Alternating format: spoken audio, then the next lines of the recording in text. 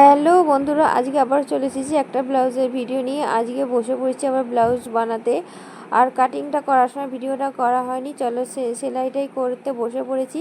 আর দেখো সামনের পার্টটা আমার হয়ে গেছে। সামনেটা কিন্তু ডিজাইন করেছে সুইটহার টাইপের, আর পিছনটা করেছে দেখিয়ে দিলাম পান টাইপের করেছে। আর আজকে একটা ব্লাউজই বানিয়েছি, তাই একটাই তোমাদের সাথে শেয়ার করছি। আর কিছু কিছু ব্লাউজ বানাতে না খুব ভালো লাগে, তার চিটগুলো এত সুন্দর হয়। ব্লাউজের ফিটিংসও অনেক সময় কাটিং সেলাই সব কিছু ব্লাউজের ছিটের উপর নির্ভর করে। একটা পিস এত সুন্দর হয় না, এত সুন্দর লাইনিংয়ের সাথে সেটিং হয়, সেগুলো সেলাই করতে কাটতেও খুব ভালো লাগে। আর একটা ছিট এত বেয়ারা হয় না, সেগুলো কাটতেও যতটা সমস্যা হয় সেলাই করতেও ততটা সমস্যা হয়। যাই হোক, আর আজকে পিসটা ছিল খুব সুন্দর, কাটতেও আমার খুব তাড়াতাড়ি হয়েছে, এবং সেলাইও খুব তাড়াতাড়ি হয়েছে।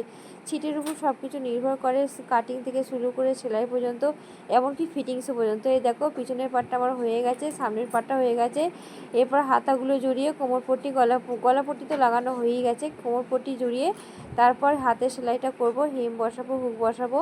চলো এরপর বাকি কাজটা সেরে নিই। বন্ধুরা দেখো, আমার ব্লাউজটা কমপ্লিট হয়ে গেছে। এটা একদম সিম্পল বম্বে কাট ব্লাউজ, কিন্তু সামনে পিছনে দুদিকেই ডিজাইন করেছে। দেখো সামনেটা হচ্ছে এই টাইপের হয়েছে সুইট হার্ট টাইপের ডিজাইনটা করেছে, আর পিছনটাতে দেখো একটা সুন্দর পানের যে নিচের অংশটা হয় সেরকম গলা পিঠটা করেছে। বুঝতে পারছো কি জানি না, এই যে দেখো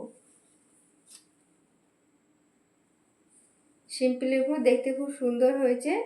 আর একটা একদম সিম্পল লটকন লাগিয়েছে। এই যে কেমন হয়েছে একটু কমেন্ট করে জানিও। টাটা।